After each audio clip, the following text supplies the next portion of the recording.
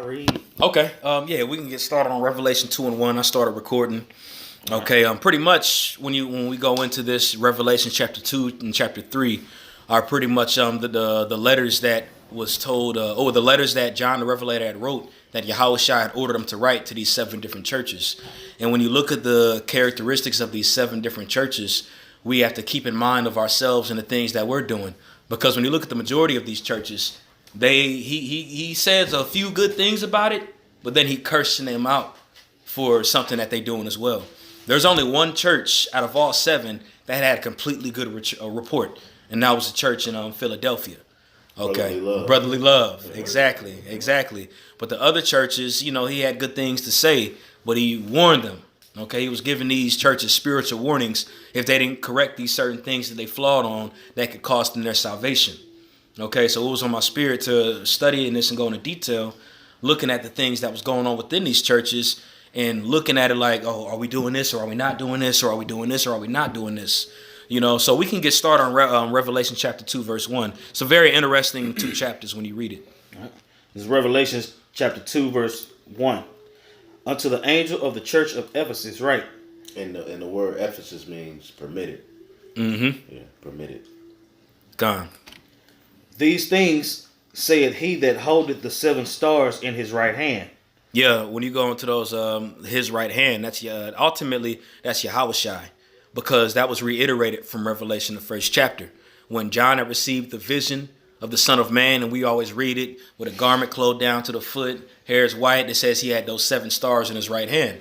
All right, which those 7 stars are really synonymous for those angels, the archangels. Okay, but when you read this here, when he's going into each and every angel in these different churches, that's not pertaining to the 7 stars. These are actually the bishops, the heads over those churches. Okay, and I got precepts to back that up, but go ahead. All right. Who walketh in the midst of the 7 golden candlesticks. Mm-hmm. I know thy works, and thy labor, and thy patience, and how thou canst not bear them which are evil. Right. And when you go into this first church he's writing this to is the church in Ephesus. Again, which the other state means permitted. Okay, now he's saying good things. You can't bear them that are evil. You know how they hate evil, and that's what a righteous man is supposed to do. The scriptures say to hate the evil and love the good. So Ephesus was the most popular church out of all the churches. Out of all those 7 churches, it was the most popular. It was founded by Paul, but John the Revelator, before he got casted into the island of Patmos, he actually dwelled in Ephesus, and Ephesus had the most bishops that was there. It had the reputation outwardly from all the other churches like they got it. You know what I'm saying? Again, John the Revelator lived there. He lived among those brothers. So that church was known for their amount of spirituality. And I believe the bishop of that church was Timothy, if I'm not mistaken. But again, there was a number of bishops that was over there. But he explained to them pretty much how they couldn't bear that which was evil.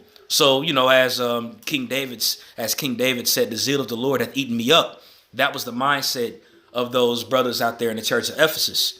You know what I'm saying? That was on fire. You got it. And thou hast tried them which say they are apostles and are not, and hast found them liars. Mm-hmm. A lot of that was going on back then too.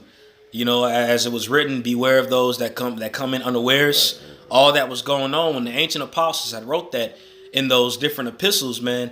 He was pretty much going into what was going to happen after all the apostles had died off and as the churches continued. Because all that was going to come in, and there was going to be grievous wolves that was going to come in among the circle. And that's proof Yahushua is with you getting on other Israelites. That's right. You see what I'm saying? Because people get mad, but it's right there. Mm-hmm. That's a legacy. That's been happening now. That's right. It was getting on other Jakes. Straight up. You got it. All right, verse 3. And has borne and has patience, and for my name's sake has labored and has not fainted. Again, they was on fire. Again, this is the church of Ephesus. This is a highly known church that we all know about. When you go into all the other churches, you might think like, okay, I really don't know too much history about these churches. But when you go into, we got the book called Ephesians. Mm-hmm. You don't have a book called, Philadelphia or Sardis or whatever. Yeah. You have Ephesians. Mm-hmm. So it was a very highly known church throughout Asia Minor. You got it. Verse 4. Nevertheless, I have somewhat against thee, because thou hast left thy first love. That's right. Baba Kashaw, could you put up Malachi chapter 2, verse 14? Okay, so as he explained the good, you on fire. You can't bear them that are evil. He's talking to this church saying, look, you on fire, but check this out. There's still something that you airing. It says thou hast left thy first love. All right, and that's pretty much past tense, meaning you left your first love. And that's a big deal, especially when you go into what that first love ultimately is. You know, you got that, Yadaka? Okay. Malachi 2 and 14, it says, yet ye say, wherefore? Because the Lord hath been witness between thee and the wife of thy youth, against whom thou hast dealt treacherously, yet is she thy companion and the wife of thy covenant. Yeah, the wife of thy covenant ultimately goes into wisdom. You know, that goes into that woman. But ultimately, what is the wisdom? Following the ways of Yahweh Hashem Yahweh Shai. Because you read it in Deuteronomy, the 4th chapter, when he's telling us pretty much how he gave us the law to be judges over the nations. He says to hold on to it, for this is your wisdom and your understanding that you shall profess among all the nations. You know, so when you go into how that church in Ephesus lost our first love, whether it was physical wisdom they was losing, there was a plethora of things that they might not have been doing. They might have been unmerciful within judgment. All right. They might have been too lax, might have been on fire. But when it came to things that was going on within the church, like people might have noticed it. When I was doing my history on Ephesus, again, it was the most known church. And people from the outside looked at this church like they got it. But when it was pretty much they came in and seeing how they handled things, the scopea was on and they would see how they conducted themselves sometimes. Like, oh, shoot. Like, for example, you know, whatever camp it is, a brother might come in and he might scope some things out and be like, oh, snap, I didn't know this was going on. And we all got those issues that go on among the churches. Everybody's going to see something. You know what I'm saying? But that was what was going on in Ephesus. There was things that was happening within the inner walls of the city that was messing with Yahweh Shai. He says, thou hast left our first love. So just as a constant reminder to all of us, because we understand that these 7 churches, all right, were actually churches that existed back then, but those characteristics still exist today. And a lot of it needs to be weeded out, especially since we know our Lord's getting ready to come back. All right, we need to make sure, speaking to myself first and foremost, that we're, and since I'm talking about it, that we're being committed to wisdom, to this first love. You know, that's it on that, Yadaka. You can keep going, Elder. All right, this is Revelation 2 and 5. Remember therefore from whence thou art fallen, and repent and do the first works, or else I will come unto thee quickly, and will remove thy candlestick out of his place, except thou repent. That's right. That's right. And that candlestick ultimately represents the knowledge, wisdom, and understanding. All right. And it says, I'm going to read this from my notes really quick because I wrote this down. I put, this church is being called upon to remember, mind, and observe from what degree they were fallen, in order to bring them under a conviction and acknowledgement of their deeds and a sense of their present state, and to be quickened their desires after a restoration of their former one. So pretty much when you go into that, you remember when you first came into the truth, you was on fire. You was on fire for lessons, wanting to study, reading, do all of that. And throughout time, that could wither away. You know, and this is the point where you might be doing a bunch of lessons, but you ain't reading, or you reading, but you ain't doing your lessons, or you might be seen outwardly as a guy that's in the spirit, but when it comes to judgment and wisdom and you being hella unmerciful with judgment, you know what I'm saying? He says, remember where they're all fallen. You know, so this church fell from somewhere. That's why he said repent. And ultimately to repent means to be sorry, but also go back into the first state where you was before. You know, repenting is an action, not just saying Salakia, but doing that action. And Yahweh Shah is coming back quickly. He said, before I remove thy candlestick away. Right. You know, so were they praying? Were they not praying no more? You know what I'm saying? And I'm not asking a question. I'm just saying there's a number of things that this church might have been erring in. You know what I'm saying? To the point where he said, I'm going to take your candle away from you. And that's a big deal. And this is one of the churches that are written of in the scriptures that Paul wrote a letter to. You know? So we can only imagine the ones that ain't written of, the ones that ain't known about. You know? You got it, Elder. All right. Verse 6. But this thou hast, that thou hatest the deeds of the Nicolasians, which I also hate. Yeah, so they were known. They hated the deeds of the Nicolasians. And when you go into the Nicolasians, and later on, it's more info that's going to come out about them. But the Nicolasians was a very sinister group that was out there that infiltrated different churches. When you go into the Nicolaitans, they followed the doctrine of Balum. When it goes to Baal Peor, all right, they were pretty much allowing harlots within the place where they congregated. They was having orgies with different women, and they actually infiltrated the different churches. So the church in Ephesus knew about the Nicolaitans, and they hated them. All right, again, because it's wicked. All right, go ahead. All right. Verse 7. He that hath an ear, let him hear what the Spirit saith unto the churches.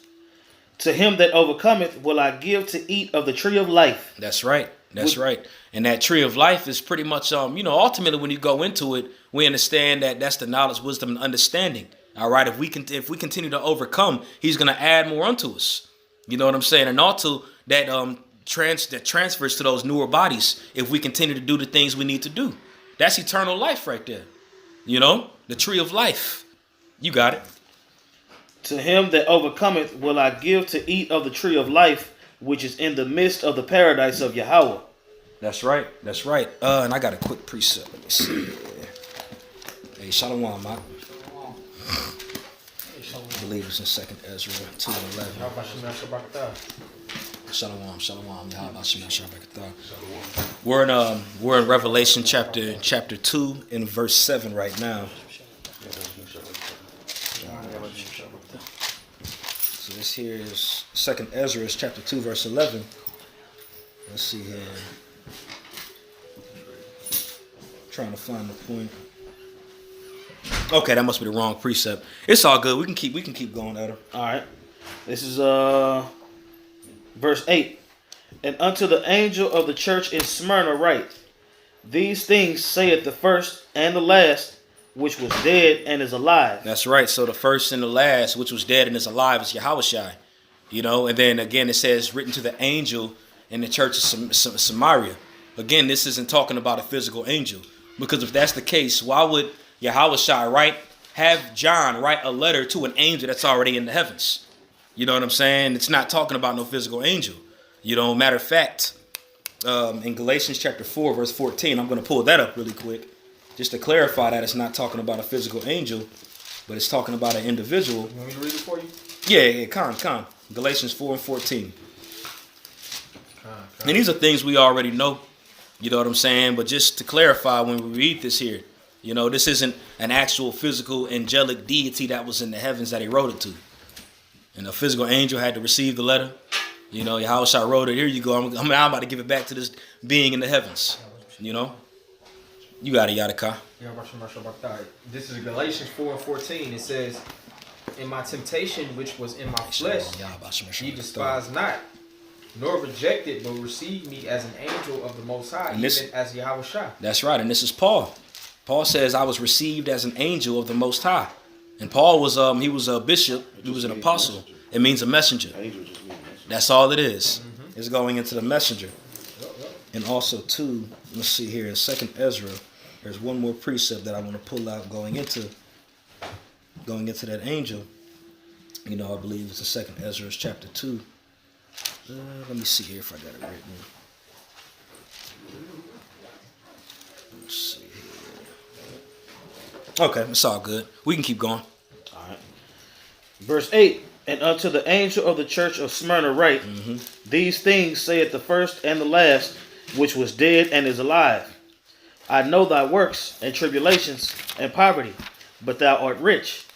And I know the blasphemy of them which say they are Jews and are not, but are the synagogue of Satan. Now, ultimately, when you go into that, because again, we use the scripture going into those false Jews that are there, which again, it is talking about them too, because they live in our land and they're calling themselves the Jews. But back there around that time, you had the different brethren that was being persecuted by the high priests, by the scribes and the Pharisees and the Sadducees. You know what I'm saying? So he's talking about those individuals that pretty much had that outward appearance of being a Jew. You know what I'm saying? But inwardly they wasn't. Again, they was killing the prophets, man.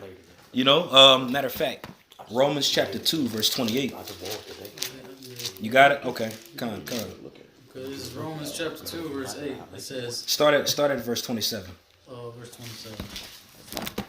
So, Romans chapter 8, verse 27 says, and shall not uncircumcision, which is by nature, if it fulfill the law, judge thee, who by the letter and circumcision does transgress the law. Now remember, a lot of the persecution and all that was going on with the churches because they were teaching about Yahushua, which those wicked scribes and Pharisees didn't want to hear about. They didn't want to accept them as being Hamashiach.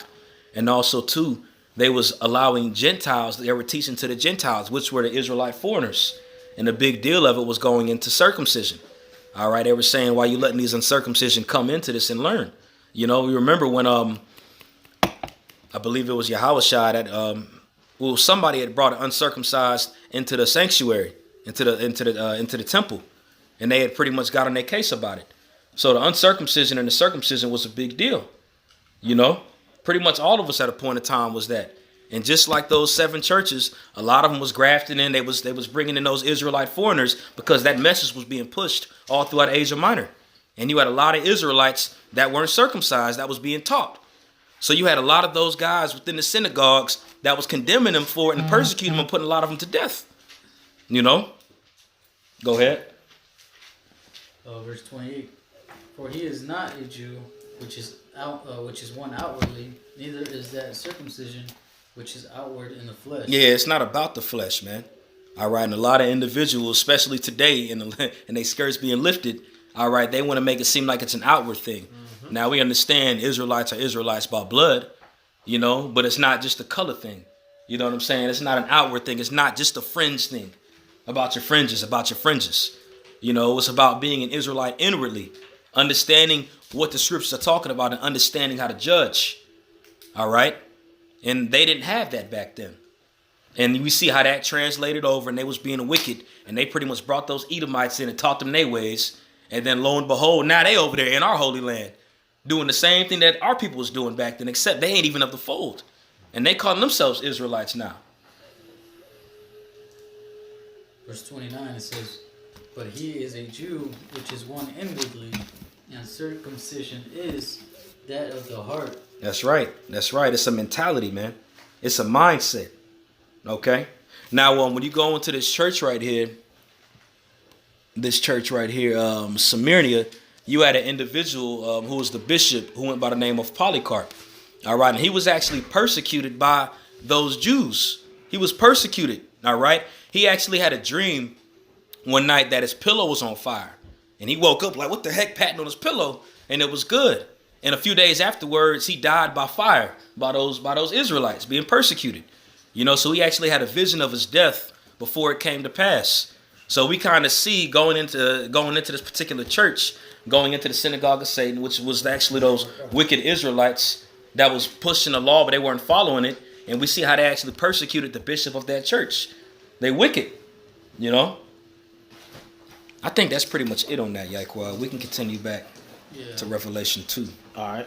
This is Revelation 2:10. Fear none of those things which thou shalt suffer. Behold, the devil shall cast some of you into prison, that ye may be tried, and ye shall have tribulation 10 days. See what I'm saying? Now I was going into fear none of those things because the bishop of that church got put to death. So just imagine, you know what I'm saying? Like, Lord forbid, but we understand things that are come. If one of our higher ups or any brother, for that matter, got persecuted for Yahweh's sake, you know, you going to really sit back and think, whoa, reality is hitting. All right? Because we know they're getting ready to come. They're getting ready to get taken. I think we should fast that one, a day. It only makes sense. Yeah. You know, they did it when Peter was in jail. I was just about to say. Yeah, when Peter was locked up, the whole body fasted, and that's when an angel came in there and unlocked the door, and Peter ran up. I told my son that the other day. I said, if I get taken, you know what I'm saying, you're gonna have to, I want you to fast. You know, you and your mom will have to fast for a day. You know what I'm saying? That's the spirit. And then I was thinking to say brothers should do that. And then that's in the scriptures. That's the time of Acts, man. It's time of Acts. After that fast was done, he came knocking on the door, and they was like, I do remember Peter Ghost. I didn't even think about that. And you remember too, John. That was when James was put to death. Yeah.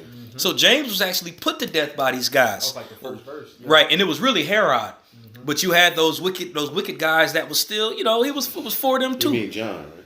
No, James. Brother of John. Yeah, the brother of John's. Okay. He got killed with the sword. He got yeah. thrust through. Oh, yeah. Because with Peter, it doesn't necessarily. I mean, you can extrapolate. It doesn't necessarily say they was fasting, but they were all in one house praying Right. at You that know time. they was But they was probably fasting or Yeah, of something. You know what I'm course. saying? I got that for you if you want me to. Yeah, read. I thought it said that they went on. Let's see. Let's read it. This is Acts chapter 12. I'm going to start at verse 7 to read down. It says, "And behold, the angel of the Lord came upon him, and a light shined in the prison. And he smote Peter on the side and raised him up, saying, Arise up quickly. And his chains fell off from his hands. And the angel said unto him, Gird thyself and bind on thy sandals. And so he did. And he saith unto him, Cast thy garment about thee and follow me. And he went out and followed him, and wist not that it was true which was done by the angel, but thought he saw a vision. When they were past the first and the second ward, they came up unto the iron gate that leadeth into the city, which opened to them of his own accord. And they went out and passed on through one street. And for what the angel departed from him, we're coming up to the point. And when Peter was come to himself, he said, Now I know of a surety that the Lord has sent his angel and hath delivered me out of the hand of Herod, and from all the expectation of the people of the Jews. Right. And Salakia, you're right. I think when I read it, I had that thought that they might have all been fasting. So Salakia for putting that out there, because it doesn't necessarily say it, but there's a strong possibility that members were, but going into that praying without ceasing, the whole body had done that. Exactly. And Peter was out of jail. But the main point going into it, though, is that they was thrown into prison for the testimony of Yahushua. Right. And we understand that that's coming here soon. Just like it happened with our ancient forefathers that we're reading about. Polycarp, the head of the church in Smyrna, which we're reading about, again, he was put to death. And the next verse went into, like, when you're thrown into prison, when that happens to you, just keep the testimony. Because he clearly said, look at your bishop, what happened? It's going to happen to you too. And again, we extrapolate that and look at today. Because it's a reason why he wrote these letters to these churches, but it's still written for us to understand today. The scriptures say, all things are written aforetime for our learning. All right, so the same attributes these churches might have had, the same things that was told to these different churches, we have to receive it like we're those churches. Because we could have been some of those guys that were in some of those churches back then. You got it, Elder. All right. I'm going to read verse 10 again. It says, Fear none of those things which thou shalt suffer. Behold, the devil shall cast some of you into prison, that ye may be tried, and ye shall have tribulation 10 days. Be thou faithful unto death, and I will give thee a crown of life. That's right. If somebody could pull up Sirach, I believe, is it Sirach 4:28? My man, the water. Be thou faithful unto death. Again, Polycarp was faithful unto death. So you think back at that, it doesn't say Polycarp in the scriptures, but when you research that church, Polycarp was put to death by those Israelites back then. He was persecuted by Jake. They had power to throw him in prison, went to different governors. That actually took place. So he was the head of the church in what, Smyrna? In Smyrna. Yeah. That's right. Yeah. So it's a reason why Yahushua stated that. You're going to be thrown in prison, and they mentioned the synagogue right before it. Because a lot of times, even when Peter and John was on trial, after they healed that pretty much man with that issue, he couldn't walk. That lame man, they was brought to the Sanhedrin. It's crazy because Smyrna, when I was doing the research on myrrh and bitter, it means it goes to bitter. Bitter. Exactly. And that was bitter. That was a bitter time. Yep. And this was actually a very small city too. Yeah. It didn't really have too much influence throughout Asia Minor, but they were still on fire for the word. It was more so a smaller camp. Right. How you look at it, what I'm saying? A smaller camp that was known though, it made me think like the Mississippi. Yeah. You know what I'm saying? They are known camp, it's small, Yeah. but it's still like a high powered camp. Even like Smyrna, that's the spirit, because I was researching that. Me and the brother Yashamath was going into some research on it. It's like that was considered, like Smyrna and Ephesus was pretty much competing to be like the head city of Asia Minor at that time. So you can just imagine like of all the BS and the idolatry that was taking place at that time. Just kind of like how Corinth was. Just seeing everything, man. Like, man, bro. Yeah. It was a lot of stuff going on, man. Like, just imagine Las Vegas or something like that. It's like people them was coming out Nicolasians there. we was just talking about. They was trying to infiltrate and spread them false doctrines. Yep. It's crazy. Get our people to eat foods that sacrifice in the idols. Yeah, that's right. But I got this for you. Gone. In Sirach 4:28, it says, Strive for the truth unto death, and the Lord shall fight for thee. Strive for the truth unto death, and the Lord shall fight for thee. All right, now we understand it's easier said than done. You know what I'm saying? We could all be like, man, strive for the truth, for the death, and you good. But when you put in that situation, it really takes faith and belief. Yep. When you're really faced with the reality that you could get put to death in a very gruesome way for the testimony of Yahushua, that should really strike fear in your heart, to fear the Lord. Not the people that do it, but the fear of the Lord, man. And that these men believed. Okay. You know what I'm saying? Like, bro, Esau getting ready to crack down, bro. Yeah, he mad. He mad, bro. Just like Yahushua told his disciples in Luke 21. Right. Can I get a little piece of this? Baba Kashaw. And then we could go back. I don't want to say way off too much. This is St. Luke 21 and 12. It says, but before all these, they shall lay their hands on you and persecute you, delivering you up to the synagogues and into prisons, being brought before kings and rulers for my name's sake, and they shall turn to you for a testimony. Right. That's right. Going to the word testimony, it goes into the word being a martyr. So just for having this truth, hey, that is a big potential that you could end up being put to death for this truth. Right. Now we know the scripture says that some men ain't gonna see death till they see the kingdom of heaven, but it's gonna be some men that gonna have to actually strive into death. That's right. That's right. And yeah, beautiful point. Because you got a lot of these guys in these other camps that don't know what the hell they asking for. Going to these different places in front of CNN and trying to make themselves known to Esau. You know, in their minds, it's a mighty work. But they don't see the weight and the gravity because they haven't been really persecuted yet. They don't really see. That's why it makes me think about, James and John when the mother, that's the spirit. Might as well pull it. Con. Because they really ain't thinking about that. When James and John's mother asked Yahushua, saying, can one of my sit on thy right and sit on thy left? And Yahushua said, you know not what ye ask for. He said, for it ain't up to me, for it's up to my Father. If you're willing to drink, matter of fact, if you got it, let's get it. Because these other guys don't know how Esau's getting ready to come. They think their physical guns are going to be enough, and they think the spirit of the Lord is going to be with them when they try to go guns blazes, guns and roses, man. It don't work out like that, bro. They ain't been persecuted, bro. They ain't had a guillotine in front of them, man. But they out there trying to make themselves known. They don't understand the weight of it, man. They don't know what the hell they asking for, bro. And it's really, at the end of the day, we understand that it's part of the story and it was written and it was ultimately meant for the great men, the men of understanding, the men of great millstone to be revealed. We understand, but we still look at it as, man, these jakes don't know what the hell they asking for, man. You got it. That's why it's important, even us, even us within Great Millstone to really, really sit down and meditate and really think about what we are part of and what we were a part of, man. Because we're not exempt to, like Elder Ashalama always says it, man. Like some of us, any of us can possibly die, man. Right. You know what I'm saying? And be tortured, whatever the case may be. You know what I'm saying? It's just like Elder Yatazak be saying. I pray that Yahweh Shem Yahushua keeps the spirit on me, the same fervency that I have now, and even much more in that day, man. That's a spirit that we got to continue to pray for. But, right, because you see these different churches that are written, and as many great attributes that was added to them, Yahweh still said, I have this against thee. And these are known churches. These were churches, man, that was written in Revelation.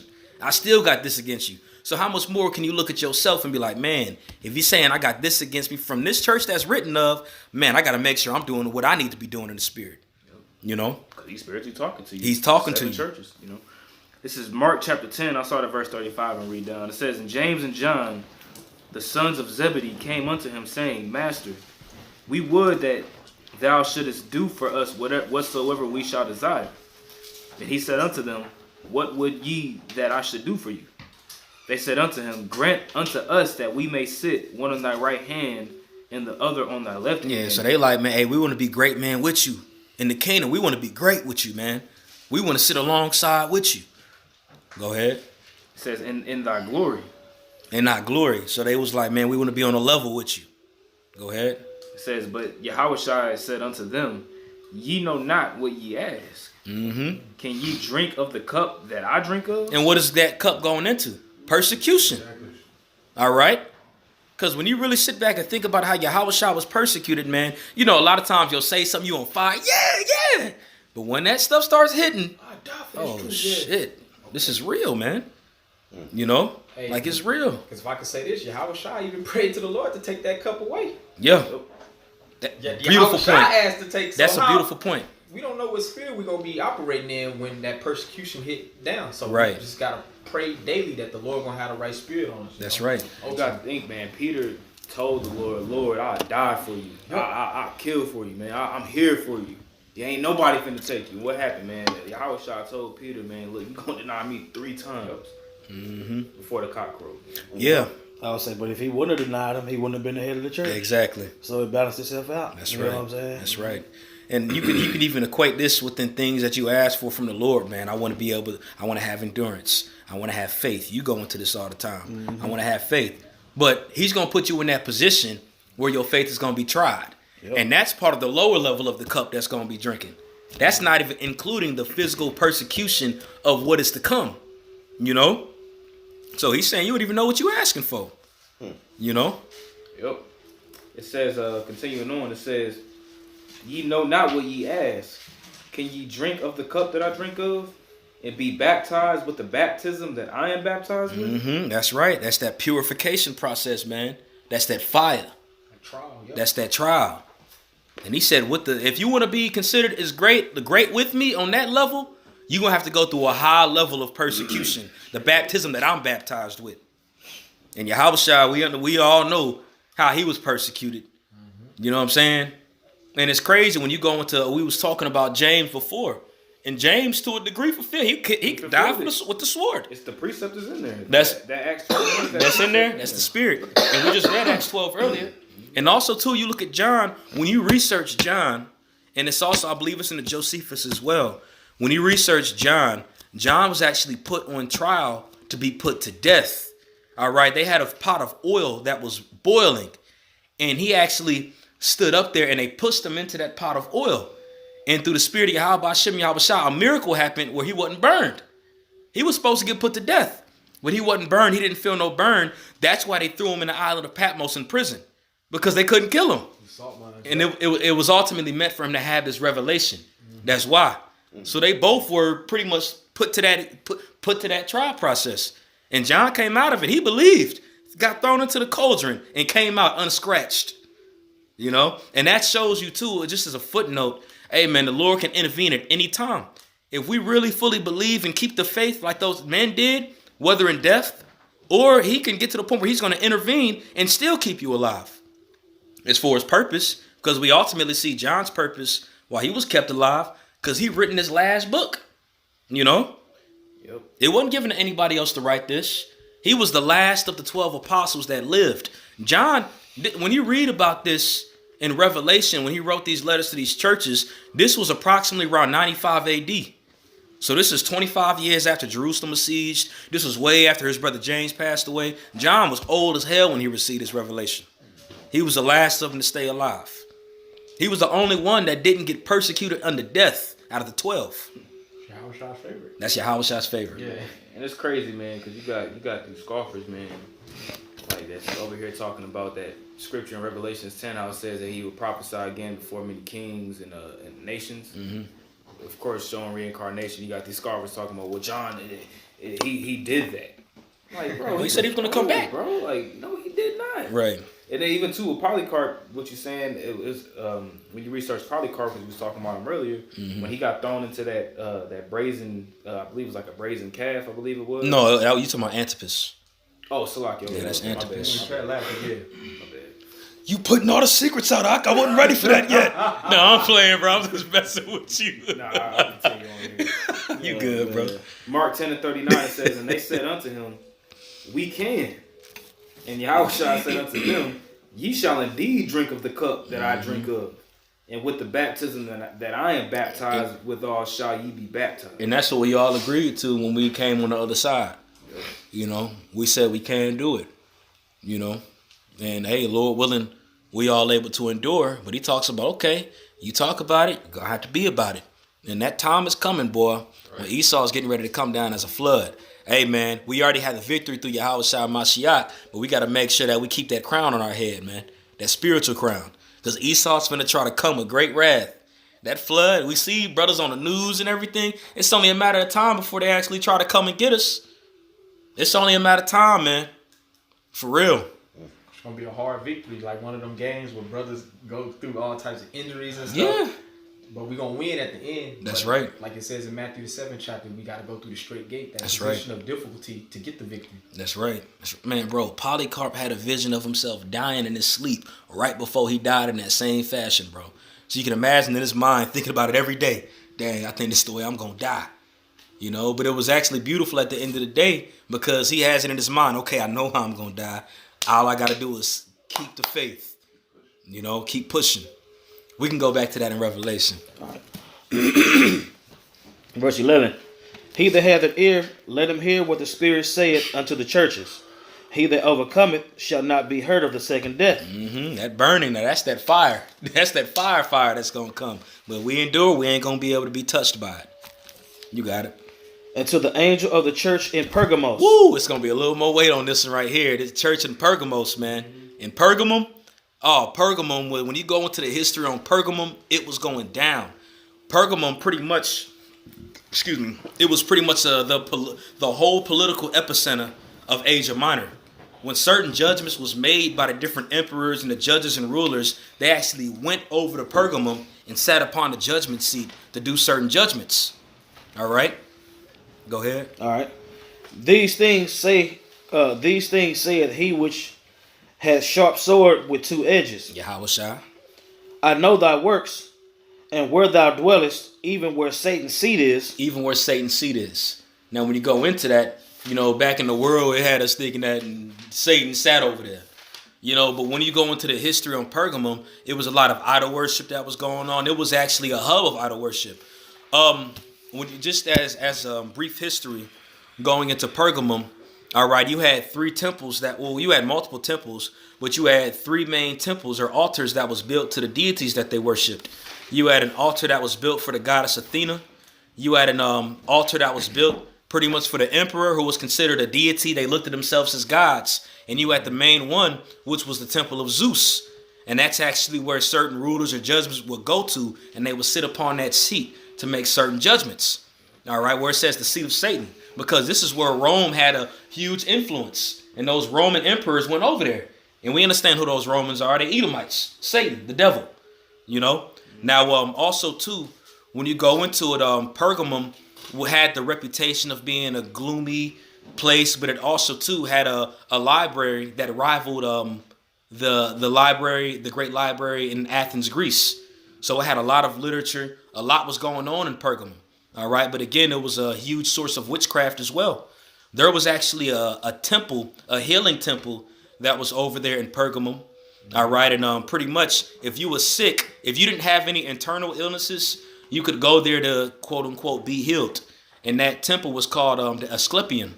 All right. And there was a sign outside that said death is not permitted here.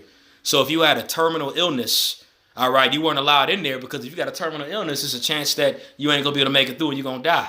And they didn't allow death to be in that temple. They would pretty much said it would unpurify the temple. So what you would do, you would drink a sedative. You would pay the priest a certain amount of money to be cured. You would drink a sedative and you would get put to sleep. And they would actually have you travel through underground caves and taverns in order to go to the temple upwardly from the basement pretty much. All right, and while you was in there, there was different serpents. It was serpents that pretty much slithered all over the place. And they said that if a serpent had crawled over you while you were asleep, that's the god Asclepios pretty much communicating with you, giving you a diagnosis of your illness. And then when you go into Asclepius and when you Google him or something like that, you'll see he's a deity or a guy that has a staff with a serpent wrapped around it. That's where you get that Medicaid center. That staff with that circle wrapped around it. The medical, yeah. Yeah, the medical, it goes back to Asclepius. Mm-hmm. And when they woke up from it, what they would have to do is they would actually have to get clay and mold the body part, whether it was your arm or leg or foot, head, whatever. You would shape that piece of clay into that body part that was hurt, and you would give it to that priest, that temple priest, to bless it. Because the city of Pergamum was known for the city that had all the temple keepers. They were called the temple keepers of Pergamum. And they were so-called blessed to the god Asclepius, and you would have your diagnostics and you would be healed in their eyes. Now, also, when you go into Pergamum and when you go into the history of it, whenever Babylon was sieged by Cyrus, all right, when Cyrus came and took over Babylon, you had those high priests that had dwelt in Babylon, and they pretty much had offered their sacrifices on pretty much it was a temple in ancient Babylon, which was called the ziggurat. You know, and they actually had the peak of it where they had all the different idols and all the different things that they worshipped, and it was called the Temple of the Blue Summit. All right, after Cyrus and them went in there and besieged everything, those temple keepers, those priests and those priestesses, they had fled out of there, and they had taken all their followers with them. And when you research it, they all fled to the land of Pergamos, way back before the Romans was in power, where they could actually keep their Babylonian worship going, their way of thinking and their influence. And throughout hundreds of years, that influence grown. And throughout time, like when the Persians and the Medes took power, when the Grecians took power, when the Romans took power, those Babylonian deities' names changed, but they still pretty much had those the same customs as those Babylonians. And when Julius Caesar got in power, and when he went over there, he seen how they did things. And he actually took a handful of them and placed them over there with Rome. And they had those same priests, those Roman priests pretty much had the same customs of the priest over in Pergamum in ancient Babylon. And it makes a lot more sense why this Roman infrastructure is Mystery Babylon, or the daughter of Babylon, the mother of all harlots, because they took their same priesthood. That ancient Babylonian priesthood is still into effect today, where we still see the image of the beast and how they doing all these things. That's an ancient custom. So when you go into Pergamum, and it's so much more history, but for time's sake, we don't got to get into it. But there was a lot of history that was going on in Pergamum, which gave it its reputation that it had back then. Man, I got a precept. Okay, come on, pull it out. This is Isaiah. I'm sorry, I'm in Jeremiah, my bad. Isaiah chapter 40. Yeah, chapter 47. Yeah, chapter 47, verse 1. I'm gonna read verse 1 to jump down. And I'm gonna jump down. It says, "Come down and sit in the dust, O virgin daughter of Babylon, so on the ground. There is no throne, O daughter of the Chaldeans, for thou shalt no more be called tender and delicate." And I'm gonna jump down to verse 8. It says, "Therefore hear now, thou that art given to pleasures, that dwellest carelessly, that sayest in thine heart, I am, and none else beside me. I shall not sit as a widow, neither shall I know the loss of children, but these two things shall come to thee in a moment, and in one day, the loss of children and widowhood, they shall come upon thee in the perfection for the multitude of thy sorceries and for the great abundance of thine enchantment." There we go. That's those sorceries. That's that wicked left-handed priesthood that we always go into.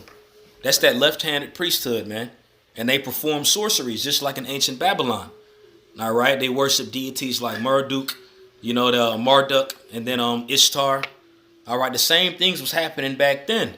Right. It just evolved and the names of it changed. This is the new Canaan, basically. That's right. Because all of it goes back to Canaan. Yep. All that weird. So it all goes back to Esau got his old MO. He took Ham's setup. That's right. Spiritually Sodom and Egypt. That's right. He just went hard with it. It's double. And we see when we read that verse there why it talks about where Satan's seat dwells. You know what I'm saying? Where those Roman emperors and judges sat to actually make certain judgments. That was the seat of Satan. Okay? And that altar that was in Pergamum, it was an altar that they would sacrifice to their gods, and it was in a position in the shape as a throne. Yep, that's right. That's right. Con, that's right. It's crazy, man. You got it. Verse 12.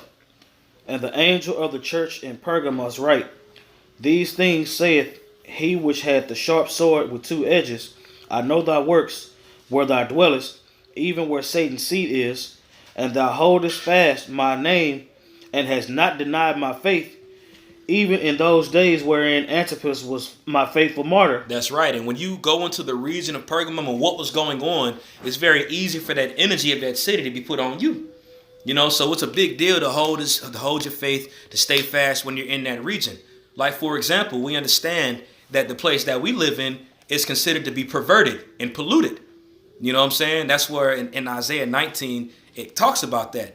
How this is a perverted land. That was just like Pergamum. And a lot of those members of those churches pretty much had that polluted mind state just on what was going on around them. But it had mentioned Antipas right there. And he talked about how Antipas was a faithful martyr. Now, when you go into Antipas, which the brother had briefly talked about, when you go into him, remember how we was going into the Asclepios and what was going on. You know, they had paid those people to be healed by that deity. Well, when Antipas was on the scene, he was the bishop around that time. This is around, this is before John the Revelator was thrown into the island of Patmos. Antipas was actually the bishop of the church in Pergamos.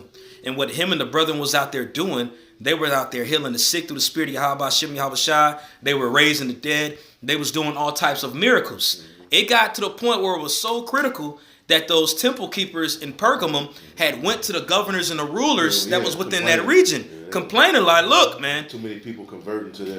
It's people converting into this doctrine right here. You know, they being It healed. was a problem. We ain't making no more money. We need to do something, right? He was a problem, bro. And they said it was so bad that the patients that was over there were being plagued by demons. Now, they said, when you research it, they said they believed that the gods was entering into them that they worship, pretty much saying, get away with Antipas. But it was demons that was plaguing people that was like, do something to Antipas, do something.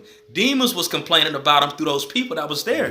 Because they was under witchcraft when they was under that sedative and being brought up in there and sleeping. The serpents crawled on them.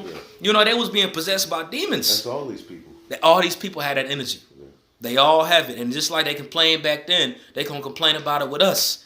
But when you go into it, those temple keepers that went to the governors over there. So what had taken place, those governors had brought Antipas over there to the judgment seat, over there in the temple of Zeus, where they actually had a bronze bull, or a bronze bull that was out there. You know, and that bronze bull sat on the, I can't really explain it because, you know, it wasn't there, but you had the temple, you had the seat, you had the steps, and then you had the bull right there. Kind of and then, Molech, you know. That's exactly what it was, but you had spectators that was around there to pretty much see. That's how somebody was persecuted. So what they did with Antipas, they had taken him and they had threw him inside of that bull. It was a hollowed out bull. Wherever your head would go, that's where the bull's head was. That's where your head was, and you would be tied up on the inside. You would be. The screams was like it was coming from the bull itself. Right. There was. Your head was by his mouth. Mm-hmm. So you would be screaming. It's like it's the bull, but Yep. light a fire under, and it's you. And you in there roasting. That's right. There were different tubes and all that. Where like he said, it was screams come out, and they was like, "See, the God's alive," but you in there roasting. But when you research how Antipas was put to death, how he was in there getting cooked. The only thing he was saying when he was in there, he was crying out prayers to Yahweh Shem Yahweh Shai for the brethren that dwelled over there. And that's how he died. Those were his last words. He constantly prayed to Yahweh Shem Yahweh Shai to protect the brethren. Those were his last words. So that was written and that was received by the angels. You know, and that was remembered and it was written about. And that's why Yahweh Shai said, remember Antipas. Remember my faithful martyr. Because that's how he died. He died in the spirit.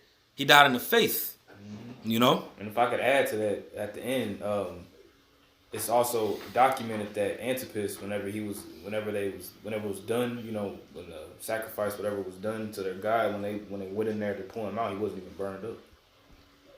I didn't know that. Yeah. That's interesting. You can look at it. That's interesting. It said he wasn't even burned. He didn't have no burns on him. His hair wasn't burnt. Like during the time of Daniel. Exactly. Yeah. That's interesting. Because me and Yashima did a lesson on this chapter. Right. I remember it was an article I was reading. That's what it said. Like they pulled him out the bull. He wasn't even burnt. So he just died, but he wasn't burned or Body anything was like intact. that. Yeah. That's beautiful. That's beautiful. Dang. Yeah. The water. Wow. The water for that one. I can pull that part. Kind of. But Yeah. You can keep reading them, Elder. All right. I'm going to read the last verse again. Verse 13, it says, and I know thy works, and where thou dwellest, even where Satan's seat is, and thou holdest fast my name, and hast not denied my faith, even in those days wherein Antipas was my faithful martyr, who was slain among you where Satan dwelleth. I got it. You said you got it? Yeah, I got that account whenever you're ready. Just that part I was mentioning, but whenever you're done. No. Go ahead and bring it out, and then I'll get back to verse 14. Okay, this is from a website that I have here. It says the enraged pagan priest dragged the martyr Antipas to the temple of Artemis and threw him into a red-hot copper bull, where usually they put the sacrifices to the idols. In the red-hot furnace, the martyr prayed loudly to the Most High, imploring him to receive his soul and to strengthen the faith of the Christians. He went to the Lord peacefully as if he were going to sleep. At night, Christians took the body of the martyr Antipas, which was untouched by the fire. They buried him at Pergamos. The tomb of the martyr became a font of miracles and of healings from various sicknesses. Wow. That's what I'm saying. So much so that it was mentioned, it was documented. Yeah. You know? Straight up. All right. Verse 14. It says, "But I have a few things against thee, because thou hast there them that hold the doctrine of Balaam, who taught Balak to cast a stumbling block before the children of Israel, to eat things sacrificed unto idols, and to commit fornication." Yeah, man. That was actually happening in Pergamo. When you go into pretty much going into Balaam and Balak, that goes into the following of Baal Peor. That was a stumbling block that was put on us back then. That Moabite deity, it was a bunch of women pretty much that was harlots that we was messing with back then around the time of Moses. When we was having victories and wars and everything, you know, pretty much there was a stumbling block that was cast on us, you know. And when you go into Baal Peor, that pretty much goes into sex deity, like controlling things through sex and putting that out there. So just like that, you had those temple harlots that dwelt in Pergamum that pretty much had the same personification as back then around the time of Baal Peor. Right. You know what I'm saying? And also too, when you really just go into that, again, going into that history, it only makes sense when they were following the same customs as those Babylonians. Because those Babylonians, they still were doing things that was similar to what was going on when Baal Peor was worshipped. Exactly. You know, ancient Babylon had all of that going on. You got it, brother. I know you got it. Yeah. Back you up. This is Numbers 25:1. It says, "And Israel abode in Shittim, and the people began to commit whoredom with the daughters of Moab." Like you just said. And it says, "And they called the people unto the sacrifices of their gods, and the people did eat and bow down to their gods." That's right. "And Israel joined himself unto Baal Peor, and the anger of the Lord was kindled against Israel." That's right. And you remember the account with Phinehas when pretty much, you know, one of the children of... It. Oh, okay. Keep going. Come. Let me see. No, it's a few verses afterward. It's more toward the end. It's like towards verse 7. Yo, it is 7. Numbers 25:7. It says, "And when Phinehas, the son of Eleazar, the son of Aaron the priest, saw it, he rose up from amongst the congregation and took a javelin in his hand, and he went after the man of Israel into the tent, and thrust both of them through, the man of Israel and the woman through her belly." He had that zeal, man. He killed their ass. Yep. You know what I'm saying? Put wickedness away from Israel. Exactly what it's going to say. You know? Oh, It says, okay. "So the plague was stayed from the children of Israel." That's right. That's right. Put that wickedness away. Yep. And we see it was different times where Jake would always go off, worship other gods, worship the Lord first, and then worship other gods, and they fell off. It was an ongoing process. Even around the time right now we about to go into, man.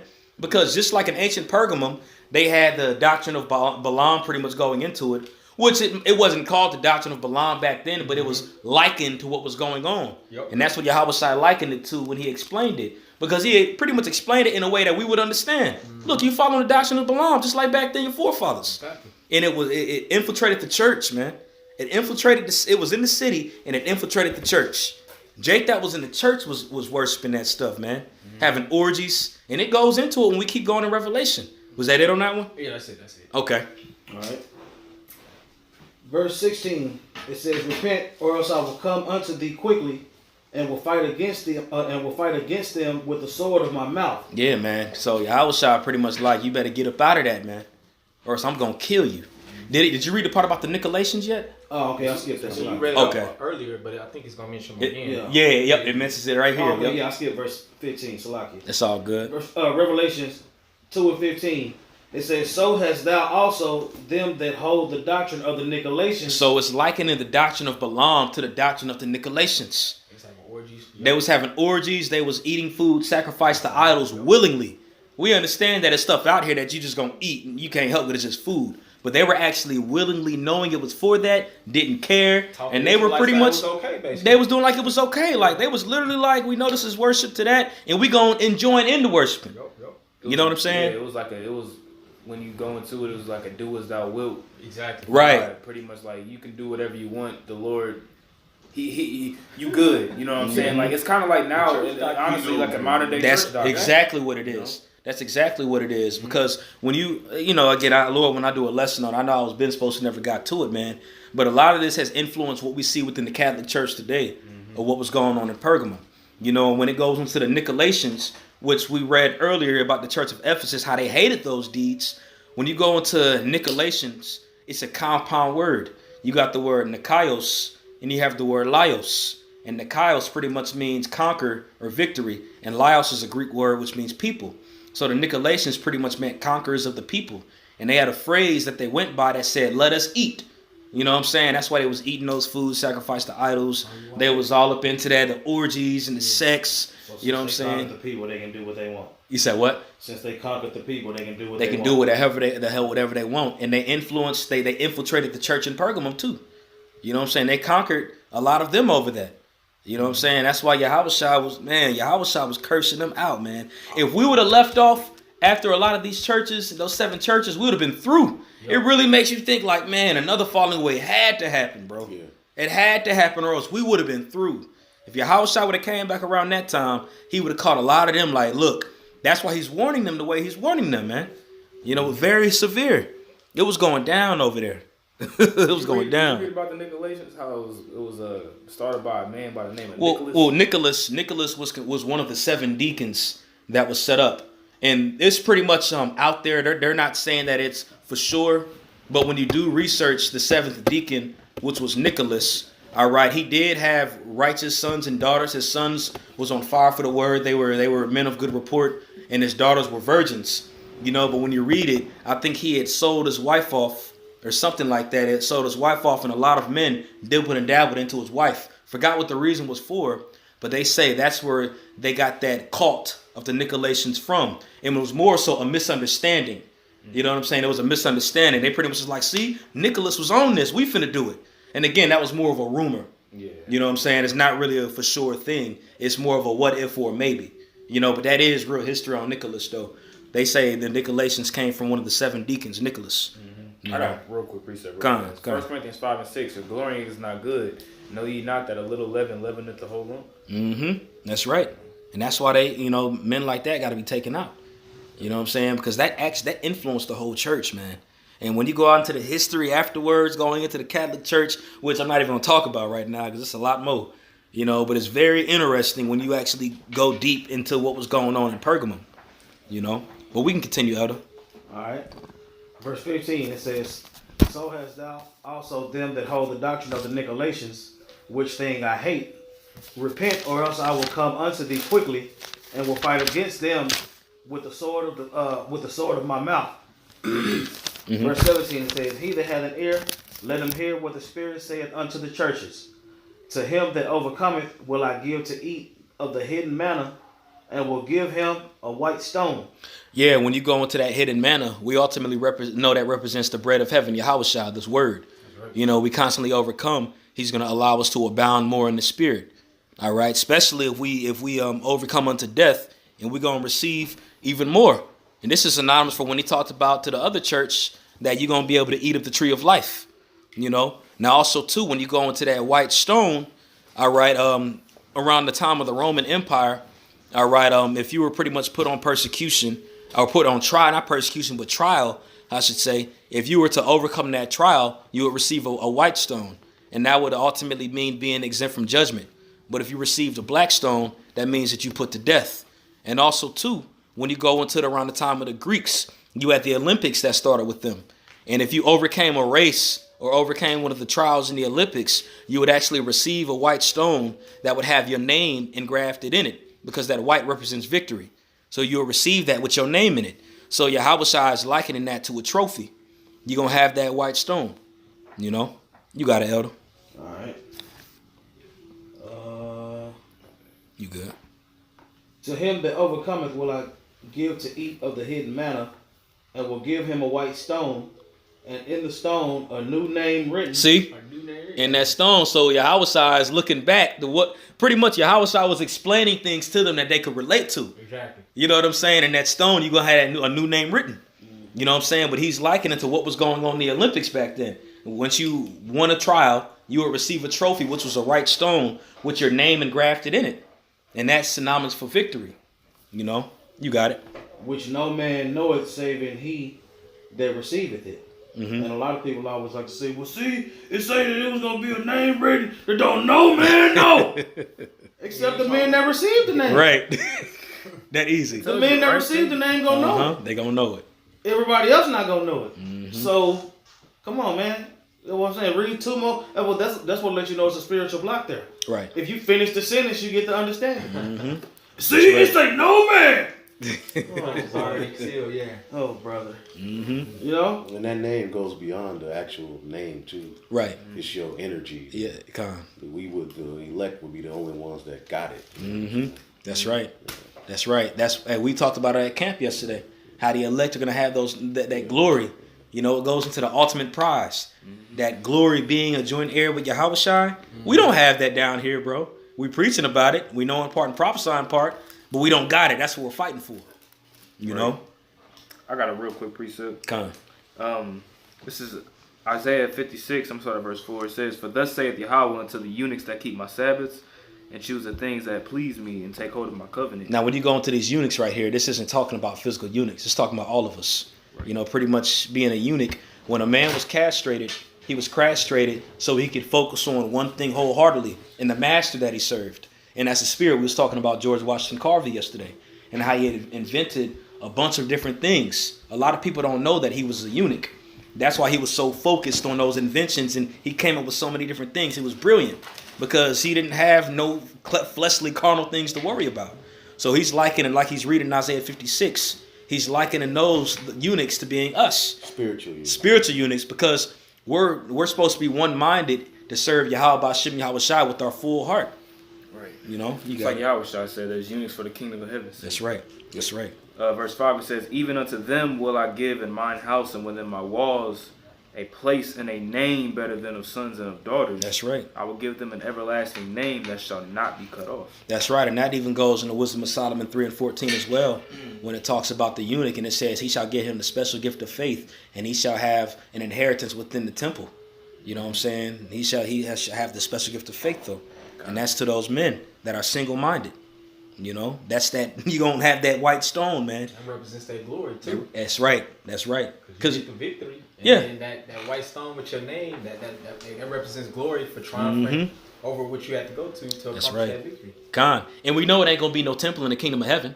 So we understand you're not gonna actually be within that. You know, but as we're being measured, as it's written in Revelation the 11th chapter, because the temple in the kingdom of heaven is Yahweh and Yahushua. Yep. It's talking about how we're gonna have an inheritance within that. And be with those joint heirs with Yahushua when you go into that, because Yahushua was a spiritual eunuch. And if he's a spiritual eunuch, the men that come after him that preach that gospel and pretty much put their bodies as a sacrifice like him are going to be eunuchs as well. You know? Okay, we can keep going. And I'm going to just do chapter 2. Just for right now.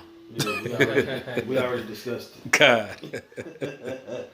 Verse 18, it says, "And unto the angel of the church of Thyatira write, These things saith the Son of the Most High, who had his eyes like unto a flame of fire, and his feet are like fine brass. I know thy works, and charity, and service, and faith, and thy patience, and thy works, and the last to be more than the first. Notwithstanding, I have a few things against thee." Yeah, when you go into this church in Thyatira, it also had a name, pretty much Thyatira, when you go into the name, it pretty much means daughter. You know, and when you go into it, around the time of the Seleucid Empire, you know, when I got in my notes, Seleucus, the son of Nicanor, being at war with Lysimachus, it says, hearing that he had a daughter born, called this city Thyatira, which is the same thing as Thyatira, just another name for it. And it says, and which was before called Pelopia, and also Semiramis. So this city was called Semiramis at a point in time. And that name means daughter. And when he keeps reading, you'll see why it's called that. Go ahead. All right. "Notwithstanding, I have a few things against thee, because thou sufferest that woman Jezebel, which calleth herself a prophetess, to teach and to seduce my servants to commit fornication." See what I'm saying? The city was called. Again, he always used certain characteristics of the city to explain it to the church. They was called daughter. But you had pretty much, when it says suffered that woman Jezebel, we know it's not talking about Jezebel from Kings. But it was an energy that was placed pretty much. You had woman bishops over in the church. There was women that was bishops. And Paul clearly said, I suffer if not a woman to teach, nor absorb authority over a man. And a lot of people will try to say, well, that was only pertaining to the church in Corinth. No, man, he's talking in general, man. Because when you went into that, man, there was a lot of witchcraft that was going on. And there was a lot of, excuse my French, but fucking that was going on within that church. You know, they pretty much put that harlot vibe into the church. And that was going on. When you research the church in Thyatira, you know, a lot of men was lusting over these women that was in there. And they were losing focus on what the main prize was, man. It's the same thing today. Jake is doing it, like, you know. That's why it's smart not to have them around, you know, like that. See why the apostles talk about it so much, man. Like, they talk about their stories that they went through. It makes sense, man. You know how Jake, oh man, You know? trying to show up, brothers, talking crazy to brothers around women. Yeah, That's right. That's right. You got it, Elder. All right. Can I get this real fast? Come on. Before we, I got that word Jezebel in the Greek. It says in Revelation 2:20, equivalent to a second Jezebel, the symbolic name of a woman who pretended to be a prophetess and who, addicted to antinomianism, claimed for Christians the liberty of eating things sacrificed unto idols. Right. And then when you get that word antinomianism in Wikipedia, it says antinomianism is any view which rejects laws or legalisms and is against moral, religious, or social norms, or is at least considered to do so. Right. In Christianity, an antinomianism is one who takes the principle of salvation by faith and divine grace to the point of asserting that the saved are not bound to follow the moral law contained in the Ten Commandments. That's Christianity in a nutshell. That's Christianity in a nutshell. They got women deacons and everything. What was that off of? Wikipedia, antinomianism. That's dope. I That's dope. remember me and Aaron Smith talked about that in our list. Yeah, I know y'all been going into all these. Screenshot it and send it to me? Yep, I got you. So what, you looked up the word Jezebel And yeah. in the Greek? Yep, you look at the word Jezebel, then as I looked it up when I was researching it, I seen antinomianism, and I looked up what antinomianism was, and that's when I read that, and I was like, dang, that's Christianity. That's it. Yeah, because what those I'm gonna send you a link. what those women bishops were doing pretty much, they were actually allowing their servants or the people that were under them in the churches to go to these different rallies and these different events that was going on there, and they was allowing them to take those foods that were sacrificed to idols and bring it back to the church. Again, knowingly that they was sacrificed to those idols, and they were doing those same practices within the church. She was pushing that pretty much like it's okay, it'll be all right, just like in these churches, today. Jesus is covering Christmas tree in there, Easter egg hunts, all of that stuff. Halloween parties. Yeah, they was doing that, man. lock-ins. Yeah, not lock-in. Hey, New Year's lock-ins and shit. Oh yeah, man. Yeah. But that next part, what you about to read though, it goes right into what we're talking about.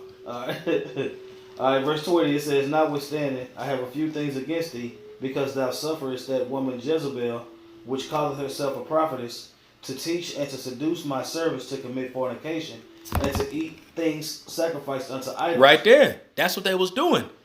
It wasn't that they were just, let's say a beast was slain on Saturnalia and you got to eat. So we all to a degree have eaten things, but it's not willingly. We understand it's just food. They was actually going in, doing it, knowing what they was doing it for. Overrating the guys, and they was putting it into the church. So, because when you go into seduce, again, there was actual sex and things that was taking place. But first and foremost, there was spiritual fornication that was happening. That's why it says she seduced them to eat those foods sacrificed to idols. That's spiritual fornication against the Lord. And that's what they was pushing, man.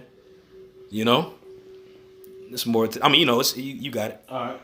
Verse 21. And I gave her space to repent for her fornication, and she repented not. Proud ass woman, man. Proud ass woman. Go ahead. Behold, I will cast her into a bed, and them that commit adultery with her into great tribulation, except they repent of their deeds. Yeah, man. And when you go into that bed is spiritual for a sick bed, pretty much. When you in a sick bed, you're laying there. Like for example, what's his name? Antiochus. And it's a lot of them. Pretty much. Yeah, him. He was in that sick bed. He was stinking and all that stuff. doing to the things that he was done. But it's a lot more examples. You know, when that's your deathbed pretty much. You there, you sick, you stinking, this, that, and the third. You know, that actually happened. So the people that was there in bed with her, worshiping those idols and all that Yahweh said that was going to happen. You guys was going to get put to death. So whether it was probably diseased, a lot of things that was going on. They was plagued. So basically, you know? he said, I gave her a chance to repent, and I gave you a chance to repent. Right. And none of you. You know? Yeah, con. All right. Verse 23, it says, and I will kill her children with death, and all the churches shall know that I am he which searcheth the reins of the hearts. See, when it's talking about kill her children with death, that doesn't necessarily mean her actual physical children.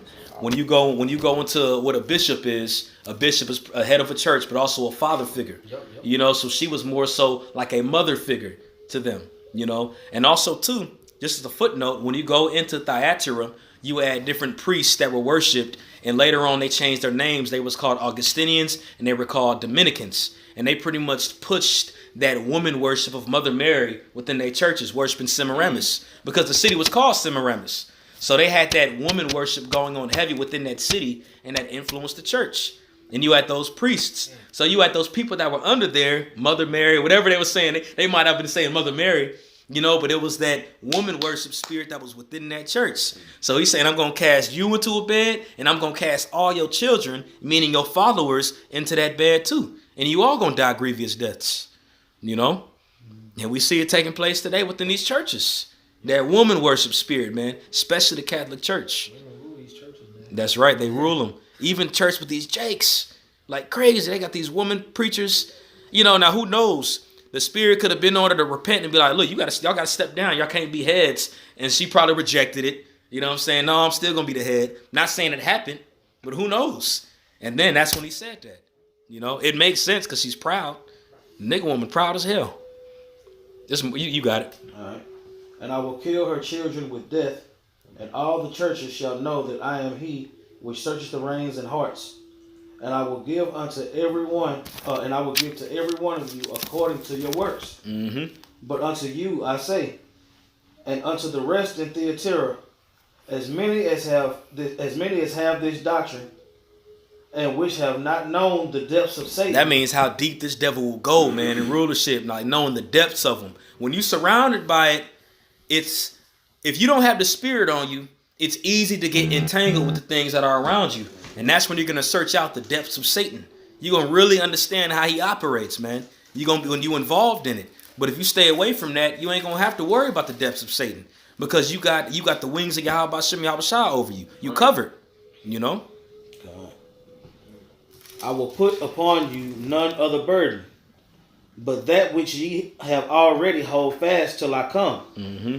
And he that overcometh and keepeth my works unto the end, to him will I give power over the nations. And we all know this. You know what I'm saying? We can overcome all these things. I remember years ago I had an argument with the scoffer on the comment board because he was scoffing on one of my lessons. And this is what was going into it. And he was like, no, this is talking about Jezebel's people. Like, man, no, man, this is talking about if you overcome what's going on, man. This clearly talking about, yes, he was through. Me and the brother Zion out from DC, this is when he was down here. And me and him was going back and forth with that dude, and dude was getting cut up. You know what I'm saying? But he was a proud Edomite, a Christian that didn't know nothing, man. You know, it just made me think about that situation. Because he actually thought it was a physical woman Jezebel back then. He thought that was really alluding to what was going on in 2 Kings. You know? Oh, boy. Through. He shall on you. How about and he shall rule them with a rod of iron, as the vessels of potter shall they be broken to shivers. Yeah, so, you know, Lord willing, we overcome. But the ones that do overcome, it's rulership and being a joint heir with Yahweh Shai. You know, and what's written right here is just a reiteration of what was written of in Psalms. You know, how we going to pretty much have the nations in chains. You know, Psalms, the 2nd chapter. That's right. That's right. Why do the heathen rage and the Gentiles imagine a vain thing? You know. All right, and he shall rule them with a rod of iron, as the vessels of a potter shall they be broken to shivers, even as I received of my father. Mm-hmm. And I will give him the morning star. And that's Yahweh Shai. Mm-hmm. That morning star is Yahweh Shai. All right, because we read about it in Numbers yesterday at camp, how it says a star shall come out of Zion.